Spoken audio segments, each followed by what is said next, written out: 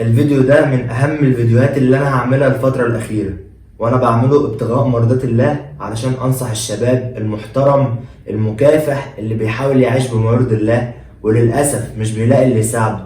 يعني انا شاب دلوقتي علشان اشتغل في شركة خاصة او اروح اشتغل في اي محل، لازم صاحب العمل يقول لي امضي على ايصال امانة علشان تستلم الشغل، علشان انت معاك عهدة، انت بتستلم فلوس وبتسلم فلوس. انا اضمن منين اللي انت تحافظ لي على الحاجه دي؟ فلازم امضيك على اصالات امانه، لازم اكسر رقبتك واكسر عينك علشان تستلم الشغل. لازم امضيك على اصال امانه. ازاي؟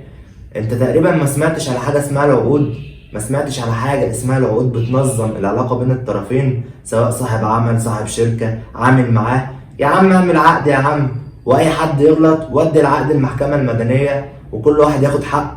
انما الاسلوب القذر الرخيص ده، واعذروني في الالفاظ، بس ده ما ينفعش يتسمى الا كده. انا ليه علشان اسلم شاب شغل امضيه على ايصال امان؟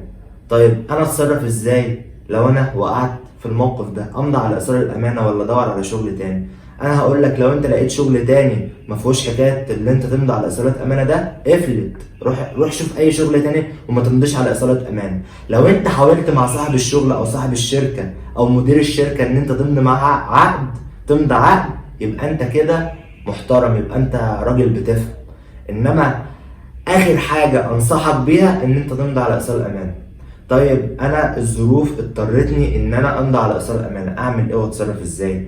انا هقول لك، قبل ما تمضي على ايصال امانه انت حاول مع مدير الشركه او صاحب الشغل ان انت تكتب اسم الشركه او اسم المحل اللي انت مسكت فيه الشغل، حطه في ايصال الامانه. يعني انت بيبقى عندك 3 خانات، بيبقى المسلم والمستلم، تمام، والمسلم اليه. بيبقى عندك 3 خانات، حاول تحط اسم الشركه او اسم المحل في ايصال الامان، عشان بعد كده لو رفع ندفع بحاجه اسمها مدنيه النزاع ونوديه المحكمه المدنيه، ما يبقاش في حبس ولا غيره. تمام، يبقى انت مطمن كده، قاعد هادي وراسي، والمحامي بتاعك يحاول يخرجك من المشكله اللي انت واقع فيها دي. طيب ما عرفتش احط اسم الشركه او اسم المحل في ايصال الامان، اعمل ايه؟ انا هقول لك، احفظ شكل ايصال الامانه. يعني مثلا احفظ شكله، لو عرفت تاخد صورة منه صور وصل الامانة، لو ما عرفتش تاخد صورة منه وده غالبا مش هيحصل، تمام، احفظ شكله. يعني شوف شكله لو كان اصفر ازرق، تمام، عشان هقول لك هتعمل ايه بعد كده. حفظت شكل ايصال الامانة بقى والحوار ده كله، هقول لك اطلع على اسم الشرطة، اعمل محضر اثبات حال ان انت في اليوم الفلاني استلمت الشغل في الشركة الفلانية او في المحل الفلاني ده. انت بتستلم مثلا الوظيفة دي مثلا امين خزنة، مندوب مبيعات، اي حاجة. قول في المحضر بتاع اثبات الحالة وانت بتعمله ان انا استلمت الشغل ده من فلان الفلاني او من الشركة الفلانية علشان اشتغل كذا، وهو خد عليا عدد ايصالات امانة علشان تبقى ضمانة للعهدة اللي معايا، وعلشان احافظ عليها، وعلشان كده انا استلمت الشغل، مضيت على اصرارات الامانه دي. شرط ان انا استلم الشغل، اثبت في محضر، في المحضر اللي انت هتعمله كل الكلام ده، اسمه محضر اثبات حاله، وتروح تعمله في اسم الشرطه وتاخد رقم المحضر ده وتخليه معاك.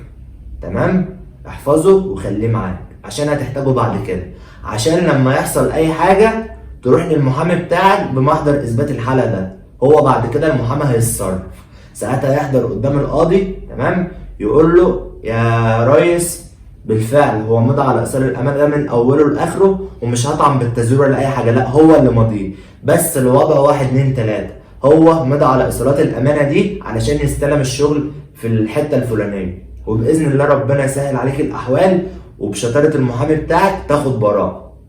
تمام، بس كده، وربنا ينتقم من اي حد بيضغط على الشباب بالوسيله القذره دي علشان يسلموا الشغل. بالمناسبه، انا من يومين عرضت على الصفحه بتاعتي في بوست كده، حكيت على موقف بنفس الحال. يعني شاب محترم حب ان هو يستلم شغل في احدى الشركات، اقسم بالله لا شمعها، تمام، لان اللي حصل مع الشاب ده مش قليل. اكتشف في يوم من الايام بعد ما ساب طبعا الشركه وبعد المحاولات الوديه ان هو يستلم الايصالات اللي هو مضى عليها قبل ما يمشي، طبعا لا سلموه ايصالات ولا حلوا معاه ولا اي حاجه. هو ساب الشغل ودار على شغل تاني، بس اكتشف من اسبوع وهو ماشي على الطريق كمان وقفه كشف على البطاقة بتاعته لقى عليه حكم غيابي. طبعا اتمسك وراح القسم واتعرض على النيابة، عمل معارضة وطلع واتصل بيا قال لي يا استاذ محمود انا حصل معايا 1 2 3 الحقني. طبعا عملت الاجراءات اللازمة وماشي معاه في الحوار، وباذن الله ربنا ينصره باذن الله. فانا حبيت ان انا اعمل الفيديو ده علشان افيد به الناس وعلشان افيد به الشباب. ويا جماعة اخر حاجة تفكروا فيها ان انتم تمضوا على اصرارات امان علشان تستلموا الشغل. يعني الله الغني، دور على اي شغل تاني. يا جماعة في حاجة اسمها العقود، يا اصحاب الشركات يا اصحاب المحلات، في حاجة اسمها العقود. روحوا لأي محامي قريب منكم قولوا له نظم لي عقد كده يضمن حقي وحق الراجل اللي شغال معايا بس، وربنا يستر علينا كلنا. الدنيا مش مستاهلة والدنيا صعبة، يعني نهون على بعض بس كده. سلام عليكم.